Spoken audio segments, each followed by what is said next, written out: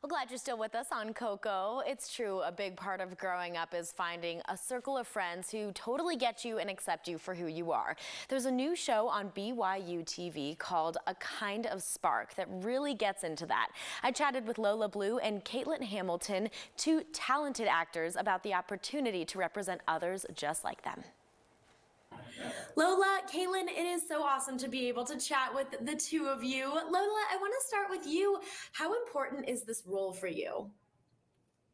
Oh, I don't even have the words. Like, when I got the role of Addie, I think, I think having this sort of representation in the media and is so important, you know, female autistic representation.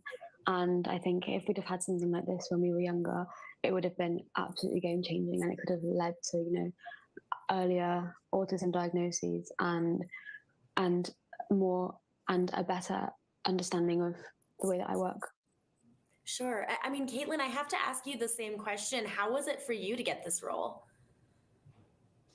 I think it was a really lovely moment for me to get this role because I hadn't spoke to my agents about me being autistic beforehand, and so I didn't audition for any of the autistic characters, and so I got the part of Nina, who's neurotypical, and it's really lovely part to play because it shows that autistic women can play neurotypical characters too, and that we shouldn't be pigeonholed and we can play anything. And it's been really lovely to be a part of a project that celebrates autism, and that, you know, has been a really great learning opportunity for me too. I've learned a lot about myself and I've grown as a person. And like Lola said, it's a really fantastic show for the younger generation and something I could have done with when I was younger.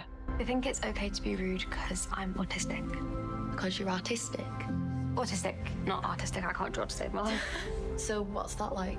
I want to ask both of you, and Lola, we can start with you and then come to you, Caitlyn. How did you support each other throughout this production? Because I can imagine there were a lot of emotions going into it. There was so much behind it. Well, the three of us, so Georgia, who plays Keedy, and then Caitlyn and I, really clicked instantly the first time we met, and they've become like my sisters, and having them on set has been so helpful, because not because the work has been too much or it's not been handleable, that's not the word, but because they know they're living in the same neurological reality as I am, and having someone that understands you on like a root level like that and understands and whose brains work in the same way that yours does, I think really just really helped, and they've been such an inspiration to me throughout this process.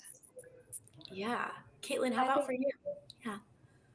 Well, I think it's been really nice that we were able to live with each other as well during the filming, because obviously, like, it's incredible being on set, but as anyone who has been on a film set will know, it's quite draining. There's lots of things going on at all times, and it's quite intense. You've got long hours, and it's really exciting, but then you get home after maybe a 12-hour day and you just want to crash. And so to be able to be surrounded by people that understood where my brain was at most of the time, and who could offer support in ways that maybe other people wouldn't have experience and understand, was a really helpful and really supportive thing for me, and something that made me feel a lot more comfortable than I have previously when filming before. Amazing. And I think, Lola, you put it so beautifully, talking about sisterhood and how that's exactly what you guys are leaning on each other for. Lola, what did you bring to the character of Addie that maybe wasn't in the source material, something that you kind of brought to the character yourself? I took a lot of inspiration from Matilda, with her telekinesis. Is that what it's called? I think. Yeah. Yeah. And you know, that sort of physicality where her feet sort of turn out a little bit, and you know, she's very like sort of upright and like just watching everything. And I think, I'm not sure, I think in my head when I was reading it, that was always there, but I don't know if that was for everyone else. Ah, that's so awesome. Well, I think a lot of us can relate to that, because we look back at Matilda and we're like, yes, that's exactly it. Great job. Well, Caitlyn, what are the takeaways that you want people to feel after watching each episode? How do you want them to leave? I feel like I think this show can kind of speak to everybody. I think being a teenager and growing up at school is something that we've all gone through or are going through. And so it's nice to kind of see not only a neurotypical lens of that, but a neurodiverse lens of that, which I think will reach more people. It kind of covers more of a range of the people that are actually in school. And I think it will be one of those shows that you'll sit down and you'll watch maybe as an adult, a parent, or as a child going through it, and there'll be something for everybody. And I think that's what's so fantastic about this show, is that you know, every character will speak to somebody and they'll see themselves within the show. Well, ladies, I'm so looking forward to seeing this series. I think, like you said, we can really put ourselves into a lot of these characters. And thank you both again for taking the time to tell us about it. We can't wait to see it.